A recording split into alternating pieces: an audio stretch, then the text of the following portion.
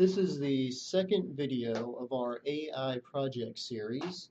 In this video, we will be discussing a game that implements decision making based upon learning patterns. And to start us off, we have Michael Rancilio. Thank you, Stephen. Now we're going to get to the purpose of the game. It is rock, paper, scissors. Now you may be thinking, how hard is it to beat an AI at rock, paper, scissors? Well, it's surprisingly hard thanks to our cutting-edge rock, paper, scissors playing technology.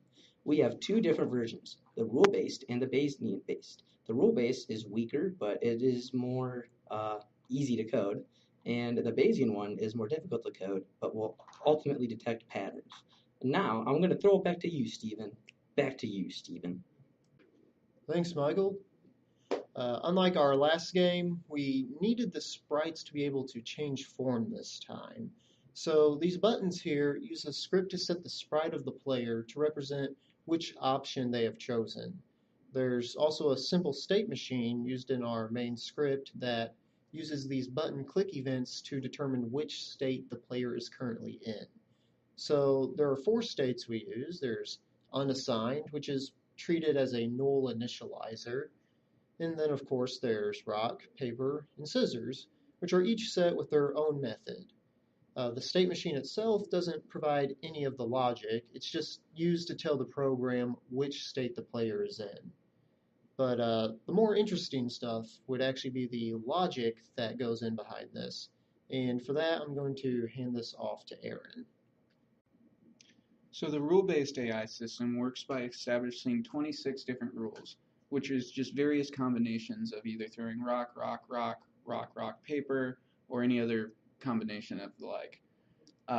The AI then keeps in memory what your past two responses were and then tries to predict your third response. By doing this, it can use your past two responses and its predicted strike to see which rule evaluates to the pattern you threw. By doing this, it increases that rule's weight and in doing so, increases the likelihood that the AI can predict that same pattern again. Because of this, the rule-based AI approach is really useful and good at predicting set patterns. Say you throw rock, rock, and then you always throw scissors. It'll pick up on those patterns very quickly. But if you play in a manner where you simply throw randomly, it cannot handle picking the correct response nearly as well. Thanks, Aaron, for that great explanation of rule-based. In order to give our AI more intelligence, though, we created another version that uses the Bayesian network. The Bayesian network deals with probabilities, mainly conditional probabilities, and also a joint probability distribution. The variables are independent, and the network is made up of a directed acyclic graph and a set of tables for each node in that graph.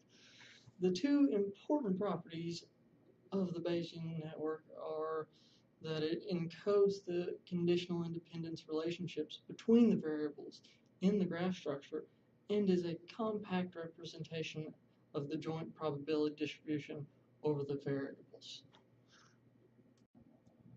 And this project has been the second AI project for our CS373 class. Thank you for watching.